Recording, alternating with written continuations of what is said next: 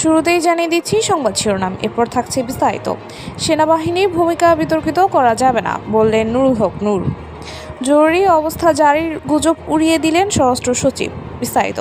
চাঁদপুরে এক আলোচনা সভায় গণ অধিকার পরিষদের সভাপতি নুরুল হক নূর বলেন, জুলাই গণ অভ্যুত্থানে সেনাবাহিনী জনগণের পাশে দাঁড়িয়ে গুরুত্বপূর্ণ ভূমিকা পালন করেছে, তাদের বিতর্কিত করা যাবে না। তিনি আরও বলেন, সেনাবাহিনী যদি জনগণের পাশে না দাঁড়াতো তাহলে দেশে গৃহযুদ্ধের পরিস্থিতির সৃষ্টি হতে পারত।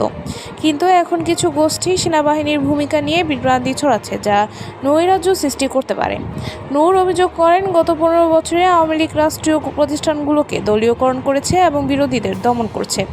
নতুন সরকার এলেও আইন শৃঙ্খলা পরিস্থিতি এখনও পুরোপুরি নিয়ন্ত্রণে আসেনি। গণ অধিকার পরিষদের সাধারণ সম্পাদক রাশেদ খান বলেন, আওয়ামী লীগের কোনো ছাড় নেই, আমরা লুটপাটের রাজনীতি থেকে মুক্তি চাই। অনুষ্ঠানে বিএনপি নেতৃবৃন্দ সহ স্থানীয় রাজনৈতিক ও সামাজিক সংগঠনের প্রতিনিধিরা উপস্থিত ছিলেন। আলোচনা শেষে নিহতদের স্মরণে দোয়া ও মোনাজাত অনুষ্ঠিত হয়। জরুরি অবস্থা জারির গুজব উড়িয়ে দিলেন স্বরাষ্ট্র সচিব। বিস্তারিত।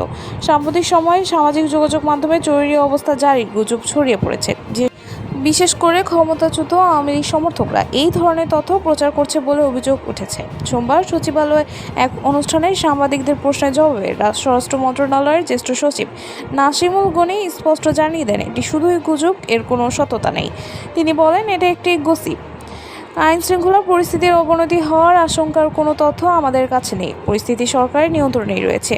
এদিকে সরকার ও আইন শৃঙ্খলা বাহিনীও সতর্ক রয়েছে যাতে কোনো ধরনের অস্থিতিশীলতা সৃষ্টি না হয়। বিশেষজ্ঞরা বলছেন, গুজব ছড়িয়ে জনগণের জন্য বিভ্রান্তি তৈরি করার চেষ্টা চলছে। তবে সরকার বলছে, দেশের স্থিতিশীলতা বজায় রাখতে তারা সর্বোচ্চ প্রস্তুত রয়েছে। এই ছিল সর্বশেষ আপডেট। নতুন আরও আপডেট পেতে আমাদের সঙ্গেই থাকুন। ধন্যবাদ।